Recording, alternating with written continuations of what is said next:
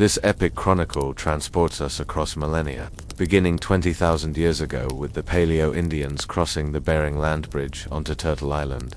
We trace their journey through the Archaic period, where they adapted from hunting megafauna to becoming specialized regional peoples. Our story then moves to the flourishing of great civilizations, the monumental earthworks of the Hopewell and Mississippian cultures in the eastern woodlands, culminating in the vast city of Cahokia, and the magnificent stone architecture and irrigation systems of the Ancestral Puebloans in the southwest. These complex societies were built on sophisticated agriculture, extensive trade networks, and deep spiritual traditions.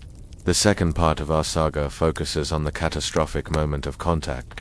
We detail the arrival of European explorers like Columbus, driven by gold, God, and glory, and the brutal campaigns of the Conquistadors against empires like the Aztecs. Most critically, we cover the Great Dying, the biological disaster that saw indigenous populations decimated by Eurasian diseases, paving the way for European dominance. Finally, we analyze the Columbian Exchange, the global swap of animals, plants, and cultures, and the subsequent establishment of contrasting colonial models by the Spanish, French, and English, setting the stage for the centuries of conflict and cultural fusion that would define North America.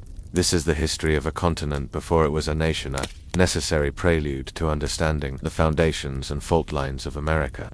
Call to action narrator script. This story is just the beginning of America's true chronicle. If you want to delve deeper into the forgotten histories, the monumental cultures, and the forces that truly shaped this continent, make sure you don't miss the next chapter. Hit that like button right now if you found the history of the Paleo-Indians and the mighty city of Cahokia fascinating, and, most importantly, subscribe to our channel and ring the notification bell so you can join us for the next chapter. The struggle for dominion, early settlements, and colonial rivalries. Your support helps us tell these vital, in-depth historical narratives. The history of the North American continent, often referred to by its indigenous peoples as Turtle Island, did not begin with the arrival of European ships. Its true chronicle stretches back tens of thousands of years, a story written in stone, earth, and genetics. Long before the Old World knew of its existence, this is the saga of the first peoples, who journeyed across a formidable landscape and, over millennia, cultivated an astonishing diversity of civilizations. Our journey begins in the profound silence of the Pleistocene epoch, as colossal glaciers locked up vast quantities of the world's water. A land bridge Beringia emerged, connecting northeastern Siberia to what is now Alaska. It was across this frigid but habitable plain, rich with the grasses and mosses that sustained herds of megafauna, that the original ancestors of America's indigenous nations made their trek. These early pioneers, known to archaeologists as Paleo-Indians, were nomadic hunter-gatherers, masters of tracking and survival in the Ice Age world. Their quarry included mammoths, mastodons, giant bison, and other now-extinct beasts. The prevailing theory suggests that between 15,000 and 20,000 years ago, as the glaciers began to melt or an ice-free corridor opened between the vast Laurentide and Cordillon ice sheets, these small, highly mobile bands pushed deeper into the continent. Alternatively, or concurrently, some may have followed a coastal migration route, utilizing small watercraft to skirt the Pacific coastline. The earliest widespread evidence of their culture is found in the Clovis complex, named for the distinctive, fluted projectile points first discovered near Clovis, New Mexico. Dating back roughly 13,500 years, the Clovis people were skilled artisans whose technology swiftly diffused across North and Central America. The Clovis points, designed to be hafted onto spears, represent an unparalleled sophistication in stone tool creation, a testament to the ingenuity required for survival in the late Ice Age. Yet even Clovis is no longer considered the absolute beginning.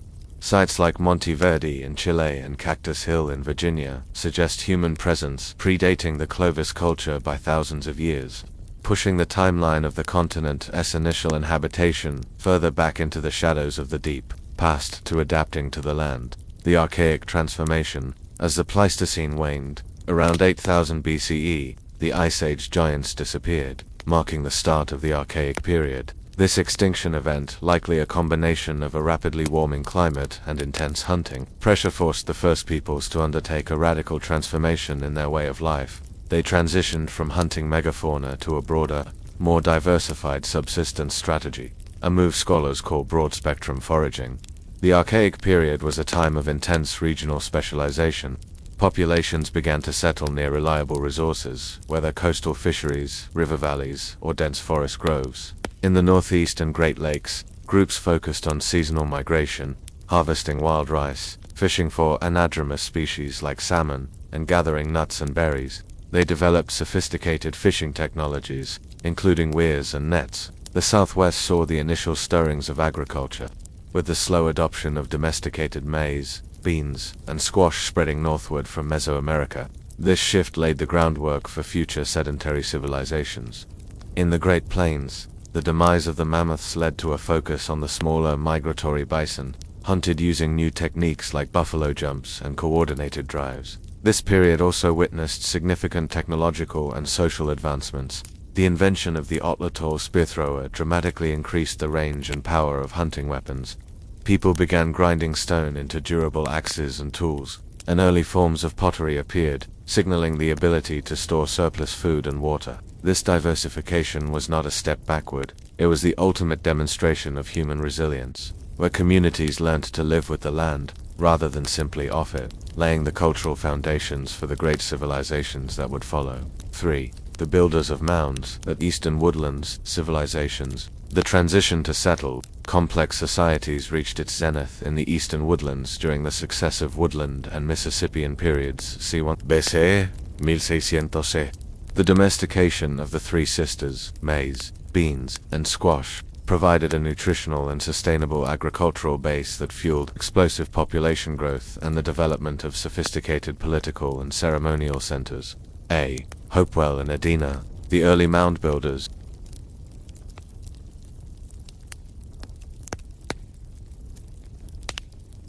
They are most famous for their elaborate earthworks, conical burial mounds, geometric enclosures, and effigy mounds shaped like animals. These were not mere burial sites, they were monumental ceremonial centers, testament to organized labor, social hierarchy, and a complex spiritual life focused on honoring the dead and mediating with the cosmos. The Hopewell, in particular, established vast trade networks that spanned nearly two-thirds of the continent. Obsidian from the Rocky Mountains, copper from the Great Lakes, mica from the Appalachians, and seashells from the Gulf Coast have been unearthed in their mound complexes.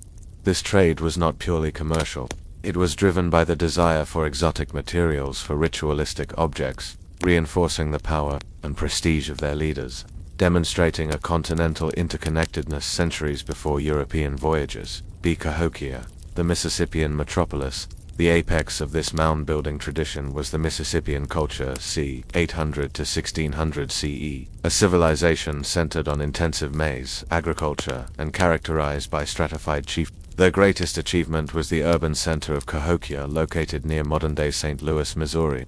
At its peak around 1050 to 1350 CE, Cahokia was the largest city in North America, with a population estimated between 10,000 and 20,000 people and hundreds of satellite villages. The city was dominated by Monk's Mound, a massive four-tiered platform mound, larger in base area than the Great Pyramid of Giza. This mound served as the base for the principal chief's residence and the main temple. Cahokia was a bustling hub of trade, craft specialization, and religious practice, reflecting a sophisticated, hierarchical society with a powerful centralized government. The Mississippian way of life characterized by platform mounds, specific pottery styles often tempered, and a distinctive religious iconography. The southeastern ceremonial complex diffused across the Mississippi River basin and into the southeast, influencing groups like the Natchez, Creek, and Cherokee.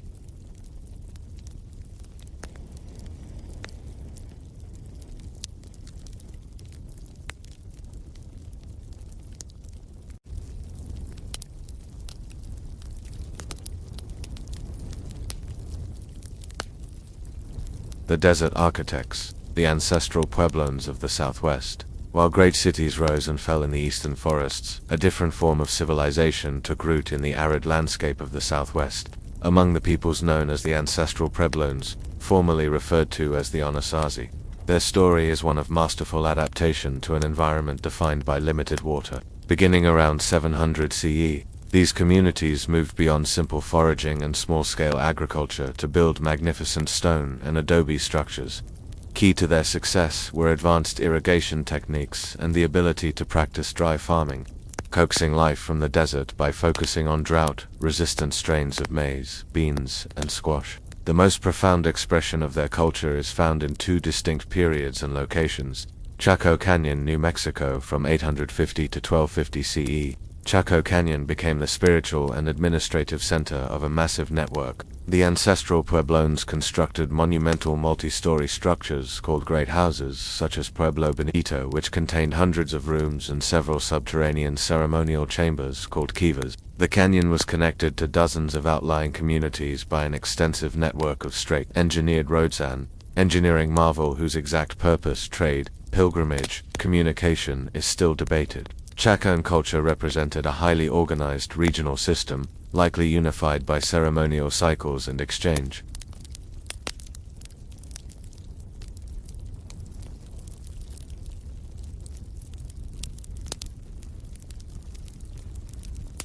These sheltered alcoves within canyon walls provided natural protection and a steady temperature, allowing communities to thrive in tightly knit, architecturally brilliant villages that merged seamlessly with the sandstone cliffs. By 1300 CE, extended droughts led to the dispersal of these great centers. The people did not vanish, they moved south and east, giving rise to the modern Pueblo groups like the Hopi, Zuni, and Taos, carrying with them the traditions of sophisticated stonework, exquisite pottery, and the profound ceremonial life centered on the kiva. Their dwellings stand today as enduring monuments to a people who mastered a harsh landscape through architectural genius and community cooperation, consensus and conflict. The nations of the north, further north, particularly in the Fertile Crescent of the northeast region, different political and social structures emerged, often defined by intense intertribal relations and the pressures of resource management. The Iroquoian-speaking peoples Haudenosaunee, the Mohawk, Oneida, Onondaga, Cayuga, and Seneca developed one of the most sophisticated political systems in North America, the Iroquois Confederacy, or the Great League of Peace. Legend attributes its founding to the peacemaker and Hiawatha, who united the five nations to end a devastating cycle of intertribal warfare. Established sometime between 1100 and 1450 CE, the Confederacy was a model of consensus-based governance that deeply impressed early European observers, even inspiring certain elements of the later U.S. Constitution. Matrilineal society. The Haudenosaunee system was fundamentally matrilineal. Descent, property, and political titles passed through the mother's line. Clan mothers held significant power, possessing the authority to select the male chief sachems who sat on the Grand Council and, crucially, to veto their decisions if they threatened the people's welfare. The Longhouse. These nations lived in large communal longhouses, sometimes over 100 feet in length, that served as the home for an entire clan segment. This architecture mirrored their political structure, creating a sense of unity across the longhouse of the five nations. Meanwhile, neighboring Algonquian-speaking groups in the coastal and interior regions, Wampanoag, Narragansett, Lenape, adapted to their own ecological niches, combining seasonal fishing and hunting with farming. Their smaller, more dispersed villages reflected a greater reliance on mobility, positioning them to be the first to meet the waves of European arrivals and to bear the immediate brunt of the coming cultural cataclysm, via the vastness of Turtle Island on the eve of contact. By the 15th century, the continent of Turtle Island was not a blank wilderness awaiting discovery, but a vast and varied mosaic of thriving nations. In the Great Plains, groups like the Lakota and Cheyenne were poised for a transformation, having adapted to the enormous bison herds, an adaptation that would be accelerated dramatically with the introduction of the horse by Europeans. In the Pacific Northwest, peoples like the Haida and Cahokia flourished in the temperate rainforests, developing cultures centered on maritime resources, monumental totem poles often telling stories of lineage and creation, and elaborate social ceremonies like the potlatch, which distributed wealth and reinforced social standing. In California, hundreds of distinct, smaller groups spoke an unparalleled diversity of languages, relying on the abundance of acorns and sophisticated resource management that involved controlled burning to enhance local ecosystems. Estimates of the total indigenous population in North America on the eve of European contact vary widely, but modern scholarship suggests figures far higher than previously thought, perhaps reaching over 7 million people north of Mexico. They lived in ecological balance, governed by complex social, political, and spiritual laws. They possessed thousands of years of accumulated agricultural knowledge, astronomical observation, and ecological wisdom. The cultural memory of these nations often preserved not in stone but in oral histories. The stories of the earth diver turtle, the Great League of Peace, the raven and the spider woman demonstrates a profound philosophical connection to the land and the cosmos. When the sails of European explorers eventually broke the horizon, they did not stumble upon an empty land. They arrived at the doorstep of a vibrant, interconnected world that had already been shaped and mastered by its first peoples.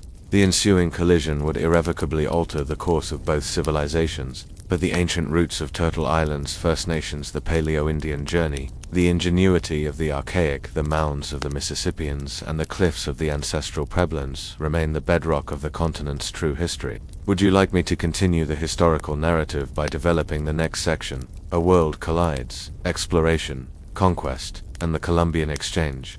Architectural Genius and Community Cooperation, v. Consensus and Conflict, the nations of the North further north, particularly in the Fertile Crescent of the Northeast region.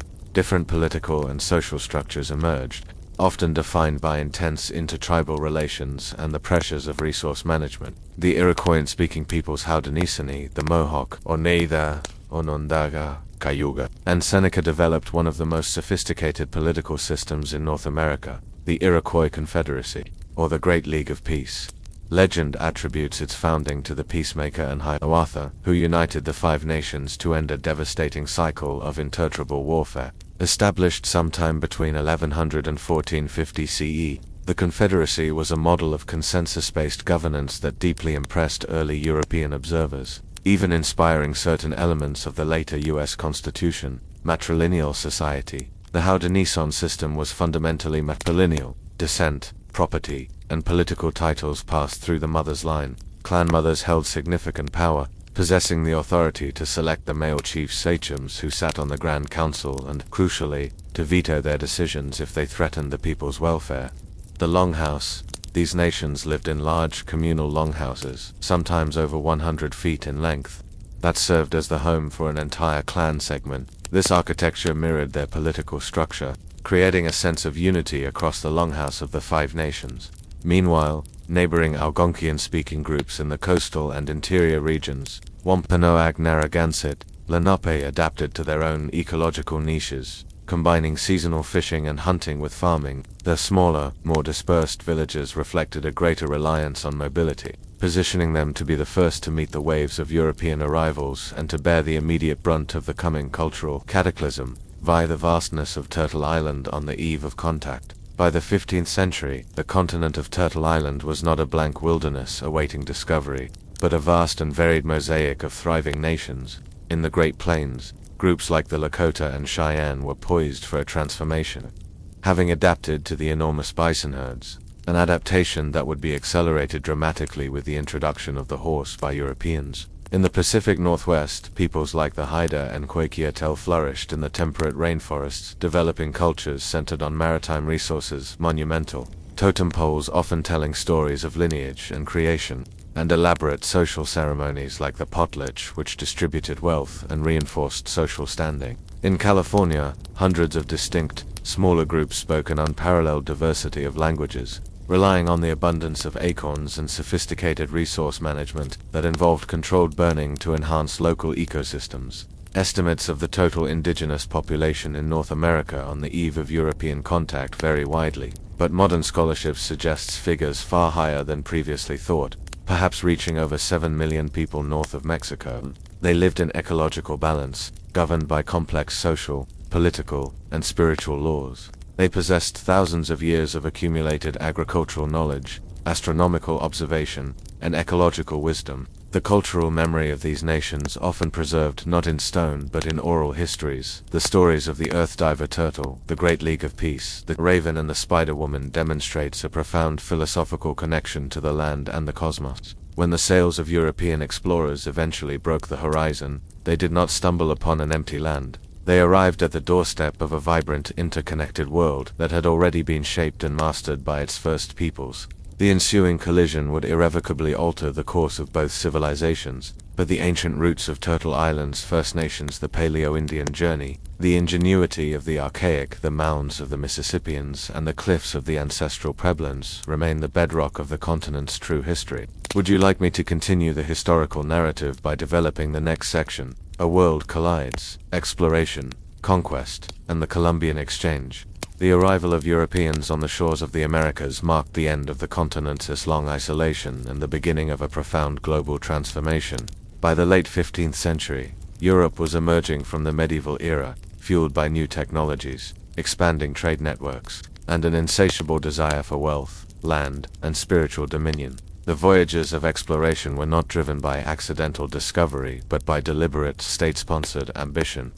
The immediate catalyst was the Ottoman Empire's control over the traditional overland trade routes to Asia, which choked the flow of lucrative spices, silks, and other goods.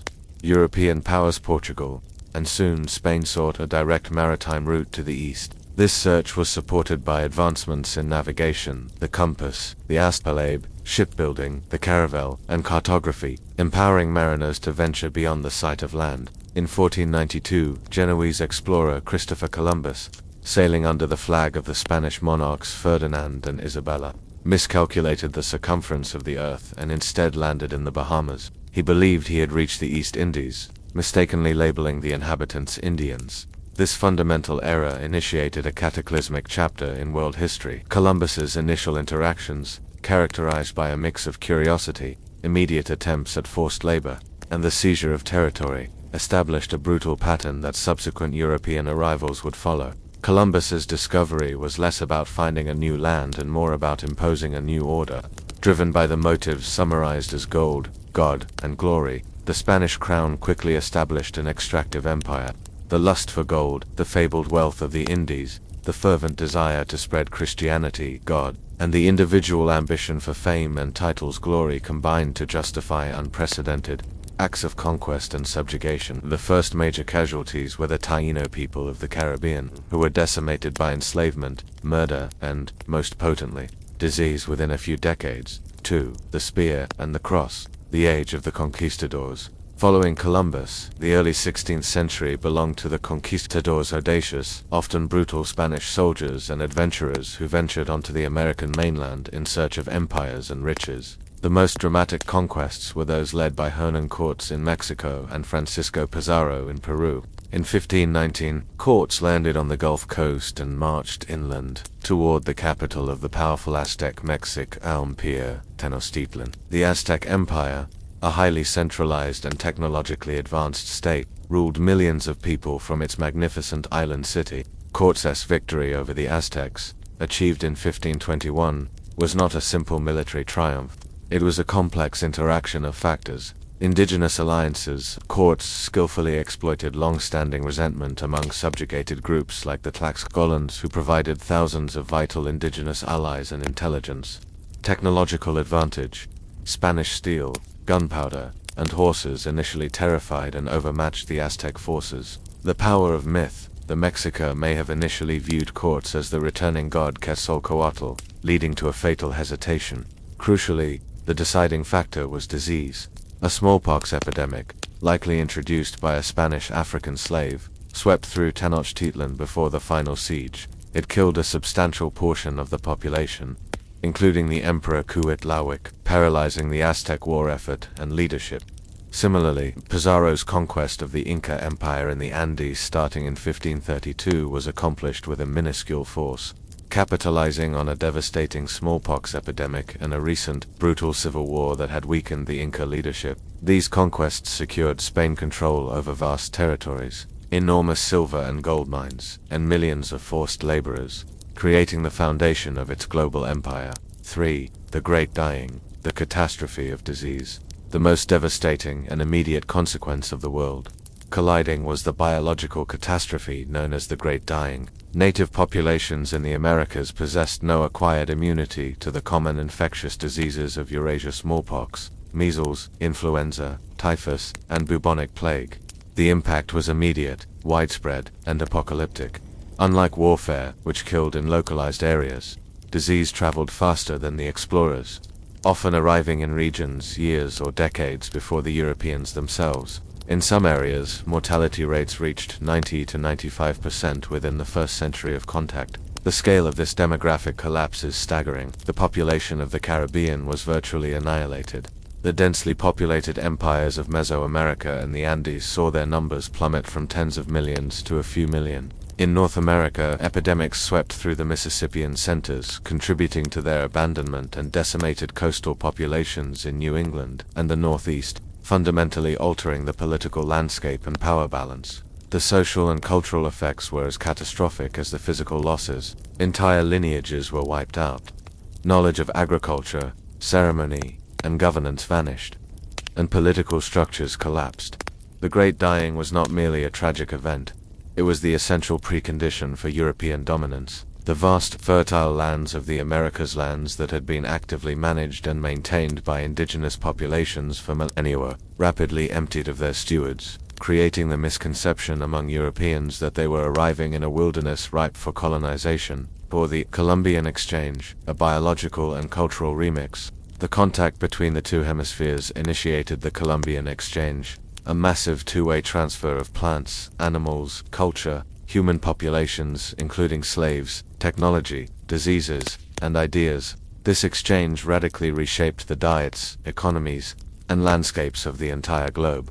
A flow to the Old World, Europe, Asia, Africa. The Americas provided revolutionary new food crops that fundamentally altered global diets and contributed to a world population boom. Potatoes became a staple crop in Ireland and Northern Europe, offering unparalleled caloric yield per acre. Maize corn became a key source of animal feed and a crucial subsistence crop in Africa and parts of Europe. Tomatoes, originally feared as poisonous, they became central to Italian and Mediterranean cuisine. Cacao, chocolate, vanilla, tobacco, peanuts, pumpkins, and various beans and peppers also transferred, reshaping global commerce and culture. Flow to the New World, the Americas. Europeans deliberately and accidentally introduced a powerful suite of elements to the Americas. Animals. The horse transformed life on the Great Plains, dramatically increasing the mobility, hunting efficiency, and military prowess of groups like the Sioux, Comanche, and Apache. Cattle, pigs, sheep, and goats also established themselves, altering the American ecosystem and providing new sources of protein. Plants, wheat, barley, rye, and grapes were introduced to establish familiar food sources and, critically, cash crops like sugarcane and coffee, which drove the demand for labor and the transatlantic slave trade. Diseases. The aforementioned plague of smallpox, measles, and others. The exchange was, however, deeply asymmetric in its human cost. While Europe gained new wealth and foodstuffs, the Americas lost most of their population and were subject to foreign control, resource extraction, and the imposition of new social orders. The imposition of the encomienda, and the genesis of race. The Spanish Empire's primary goal was to extract wealth, necessitating a massive labor force to work the mines and plantations. This need birthed a new, brutal social system. The encomienda system granted Spanish conquerors the right to demand labor and tribute from indigenous communities in a specific area. In exchange, the encomendero was theoretically responsible for the spiritual welfare and protection of the natives. In practice, the system was little more than legalized slavery, leading to horrific abuses and accelerated population decline, though later reformed and replaced by the repartimiento system, which was still based on forced labor. The need for workers led directly to the introduction of African chattel slavery to the Americas. Spanish cleric Bartolomé de las Casas, initially an encomendero himself, became a fierce critic of the mistreatment of indigenous peoples, writing devastating accounts like A Short Account of the Destruction of the Indies. Tragically, his early advocacy for protecting indigenous life sometimes involved suggesting the substitution of African labor, a reflection of the era's emerging racial hierarchies. The conquest created a rigid caste system, Sistema de Castas, in the Spanish colonies. Based on racial mixture and birthplace, Peninsulares born in Spain, Criollos, people of Spanish descent born in the colonies, Mestizos, people of mixed Spanish and indigenous descent, indigenous peoples, reduced to subservient status, African slaves, occupying the lowest rung.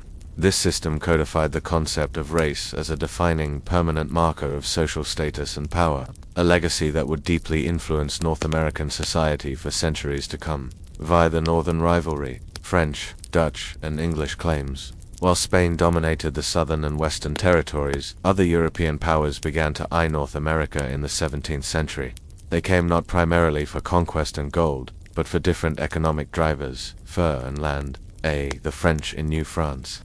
The French presence, starting with explorers like Jacques Cartier and Samuel de Champlain, focused on the St. Lawrence River Valley and the interior waterways, seeking the elusive Northwest Passage. Their economy was built almost entirely on the fur trade, particularly beaver pelts, which were highly valued in Europe for hat making. This economic necessity dictated a fundamentally different relationship with the indigenous peoples. The French needed Native Americans like the Huron and Algonquin as partners, suppliers, and guides. Unlike the Spanish, who demanded labor, the French cultivated trade and military alliances, often intermarrying and adapting to indigenous diplomacy. While diseases still devastated their partners, the French approach was characterized by less direct land expropriation, though their alliances drew them into escalating intertribal conflicts, most notably the long-running war between the Huron and the Iroquois Confederacy. The Dutch and the English. The Dutch established a brief but influential presence in the Middle Colonies, founding New Netherland, centered on New Amsterdam, later New York City, and focused on trade along the Hudson River.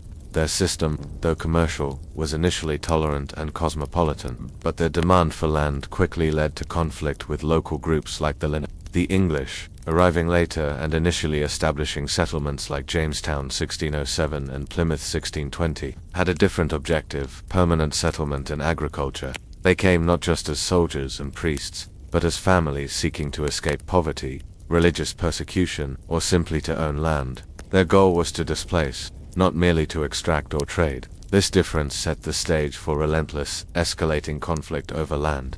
The English required vast tracts for tobacco and subsistence farming, leading to perpetual frontier expansion and unavoidable warfare with powerful eastern woodland groups like the Powhatan and the Pee. Unlike the French model of symbiotic partnership, the English model was one of separation and expropriation, laying the foundation for the political and social dynamics that would define the British colonies and the future United States. The collision of worlds had irrevocably set the continent on a new, violent, and unequal path. The immense potential of the land, emptied by disease, was now subject to the ambitions, rivalries, and competing ideologies of a new, conquering civilization. Would you like me to move into the next phase of the chronicle, the struggle for dominion, early settlements, and colonial rivalries? Thanks for video watching.